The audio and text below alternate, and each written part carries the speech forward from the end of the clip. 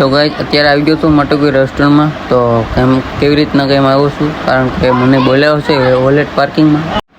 તો આપણી જ્યોતિ કંપનીની બસ સામે ઊભી રહી કારણ કે ટ્રાફિક જ એટલો હતો. અને તો આવી ગયા વીઆઈપી લોકો અને મને આપી દીધી ગાડી. તો હું ગાડી લઈને રવાના થઈ ગયો અને પછી રાખી દીધી ગાડી વોલેટ પાર્કિંગમાં. તો મારો કલેજો આવી ગયો પછી તો મેં કહી દીધું મારા કલેજા ટ્રાફિક તો જો આપણા રાજકોટમાં તો પબ્લિક જોતું જ રહી ગયું. જોતો ખરા પબ્લિક.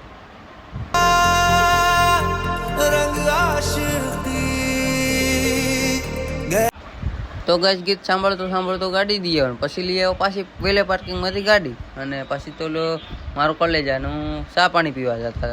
ચા તો બંધ થઈ ગઈ હતી કારણ કે ચાની હોટલ જ ત્યાં નથી.